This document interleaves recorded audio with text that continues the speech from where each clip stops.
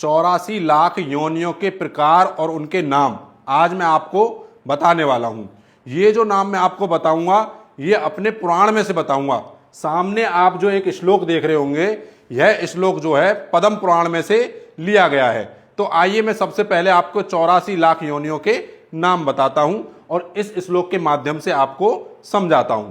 तो ये जो श्लोक लिखा हुआ है इसको मैं पहले पढ़ देता हूं। ये क्या लिखा हुआ है? जलज नवलक्षाणी स्थावर लक्ष विंशति क्रमयो रुद्र संख्य कहा पक्षीणाम 10 लक्षणम त्रंसन लक्षाणी पशवः चतुर्लक्षाणी मानवा। तो इसका अर्थ मैं आपको समझाता हूं।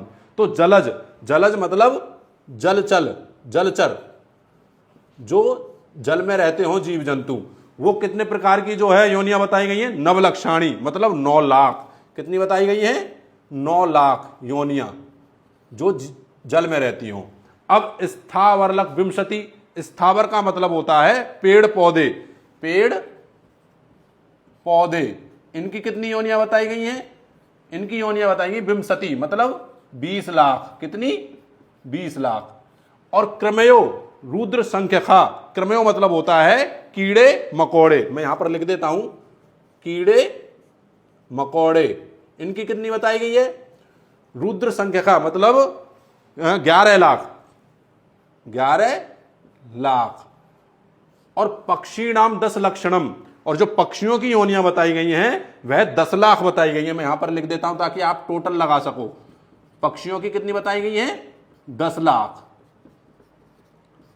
और त्रिंसल लक्षाणी पशवा, पशवा मतलब पशु, पशुओं की जो बताई गई है वह 30 लाख बताई गई हैं। पशुओं की 30 लाख।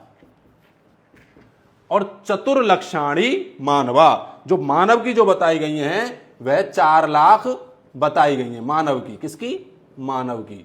तो अगर आप इनका टोटल लगाएंगे तो ये 84 लाख योनियां बैठेंगी। अब होता क्या है दोस्तों, अगर आप बुरे कर्म करते हैं मानव रूप में तो आपको इन्हीं योनियों में से जो है जन्म मिलता है। अगर आप अच्छे कर्म करते हैं तब जाकर के आपको फिर से मनुष्य जन्म मिलता है, या फिर ऐसा कहें अगर आप उससे भी बेहतर कर्म करते हैं तो आपको जो है मोक्ष की प्राप्ति हो जाती है और जन्म मरण के बंधन से आप छूट जाते हैं। अब इनकी गति किस प्रकार से होती है मैं आपको भाई बता देता हूं। गति इनकी प्रकार से होती है 4 प्रकार से। कैसे होती है? एक होती है अंडज, एक होती है पिंडज, और एक होती है स्वेदज, और एक होती है उद्भज।